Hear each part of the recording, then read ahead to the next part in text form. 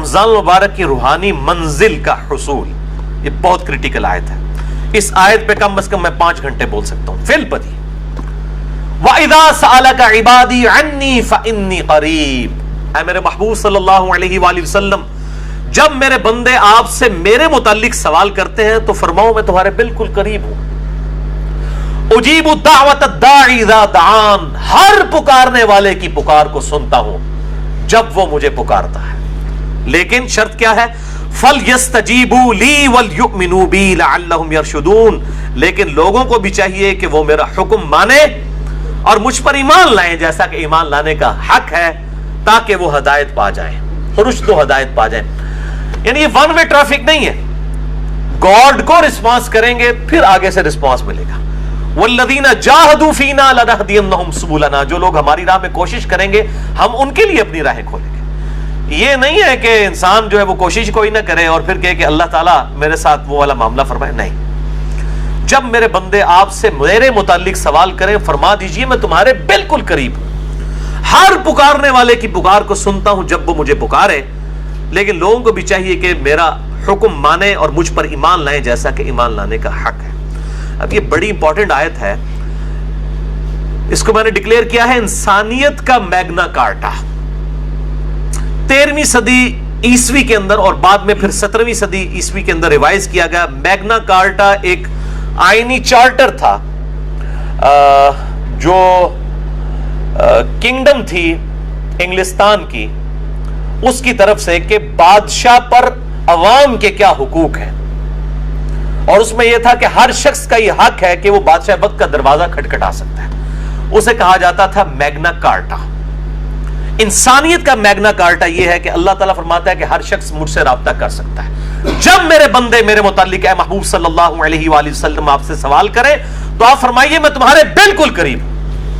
اللہ تعالیٰ اپنے عرش پر مستوی ہے جیسا کہ اس کی شان کے لائق ہے، اور وہ عرش پہ ہوتے ہوئے ہمارے ساتھ ہے جیسا کہ اس کی شان کے لائق ہے. اس کی تعویل کرنا جو ہے 11,000 وولٹ کو ہاتھ ڈالنے والی بات ہے.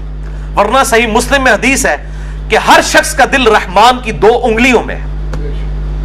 یہ کہتے ہیں جی وہ اگر آپ کہیں گے اللہ ہمارے ساتھ ہے، جب آپ ٹائلٹ جاتے ہیں اس وقت بھی اللہ ہوتا ہے، تو ان سے آگے پھکی والا سوال کریں کہ جب آپ ٹائلٹ میں جاتے ہیں اس وقت رحمان کی 2 انگلیوں میں اللہ آپ کا دل ہوتا ہے؟ اب تو آپ الفاظ کو نا پھر تعویل نہ کریں. یہ بڑا خطرناک معاملہ ہے. یہاں پہ بھی دیکھیں جب میرے بندے میرے بارے میں پوچھے تو فرماؤ بالکل قریب ہوں تمہارے. کیسے قریب ہوں؟ جیسا کہ اس کی شان کے لائق ہے. اللہ تعالیٰ عرش پہ ہے جیسا اس کی شان کے لائق ہے. الرحمن علی العرش استوى، اور قرآن میں نحن اقرب الیہ من حبل الورید، ہم تمہاری رگے جان سے بھی زیادہ تمہارے قریب ہیں جیسا کہ اس کی شان کے لائق ہے. تم 3 نہیں ہوتے، چوتھا وہ تمہارے ساتھ ہوتا ہے. تم 5 نہیں ہوتے، چھٹا وہ تمہارے ساتھ ہوتا ہے. وَهُوَ مَعَكُمْ أَيْنَمَا كَانُوا، تم جہاں کہیں بھی ہو تمہارے ساتھ ہوتا ہے. کیسے ہوتا ہے؟ جیسا کہ اس کی شان کے لائق ہے. آپ کیوں اس میں انجینئرنگ کرنے کی کوشش کر رہے ہیں، اس کی ڈیٹیلز میں جانے کی؟ اللہ کی صفات لَيْسَ كَمِثْلِهِ شَيْءٌ، اللہ کی مثل کوئی شے نہیں. نہ جہمیہ بنے نہ مجسمہ بنے. یہ بہت خطرناک معاملہ ہے اور اس میں ڈر جانے کا مقام ہے. اب یہ روحانی منزل ہے کہ رمضان کی آیات کے بیچ میں یہ آیت کیوں ڈالی گئی ہے کہ جب میرے بندے تم سے میرے متعلق پوچھیں تو فرماؤ میں تمہارے بالکل قریب ہوں، ہر پکارنے والے کی پکار کو سنتا ہوں. کیوں؟ دیکھیں انسان جس ہستی کے لیے قربانیاں کر رہا ہوتا ہے، انسان کی ایک خواہش ہوتی ہے کہ میرا اس کے ساتھ کوئی تعلق قائم ہو جائے. رمضان مبارک میں کیا ہوتا ہے کہ دن کے وقت ہم روزہ رکھ کر اپنے کھانے پینے اور باقی جو ضرورتیں ہیں ان سے کنارہ کشی اختیار کر کے بیسیکلی اپنے حیوانی جسم کو کمزور کرتے ہیں، اور رات کو قرآن پاک کی قرات سن کر قیام اللیل میں اپنے روحانی جسم کو مضبوط کرتے ہیں.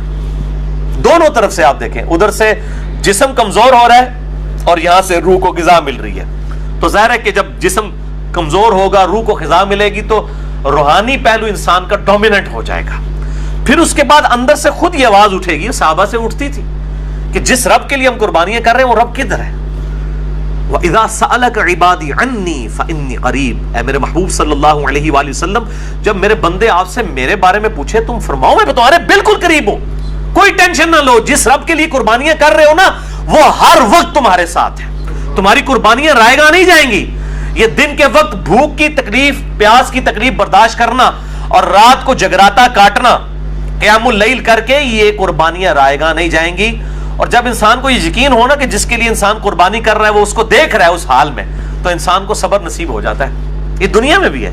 آپ کسی دنیاوی دوست کے لیے قربانی کریں اور تکلیف اٹھائیں, اور آپ کو یہ پتا چل جائے کہ آپ کے دوست کو بھی یہ بات پتا چل گئی ہے کہ آپ کو اس کی تکلیف اٹھانی پڑ رہی ہے, تو ایک اندر سے روحانی خوشی ملتی ہے کہ یار جس کے لیے کر رہا تھا اس کو پتا چل گیا کہ میں نے اس کے لیے قربانی کی ہے. اور جس اللہ کے لیے جس نے ہمیں یہ سب کچھ دیا, ہمیں جان دی, اچھا جسم دیا, بال بچے دیے, اور یہ دنیاوی سرکمسٹانسز دیے, اور پھر الٹیمیٹلی جنت میں ہمیشہ کی کامیابیاں انشاءاللہ مقدر ہونے والی ہیں, تو اس اللہ کے لیے بھی جب انسان اپنی کوئی قربانی پیش کرتا ہے تو انسان کے اندر سے یہ خواہش پیدا ہوتی ہے. اور اسی کا ذکر ہے, جب میرے بندے پوچھیں فرماؤ تمہارے بالکل قریب ہوں, ہر پکارنے والے کی پکار کو سنتا ہوں, بشرطے کہ وہ میری بات بھی مانے اور مجھ پر ایمان لائے جیسا کہ ایمان لانے کا حق ہے.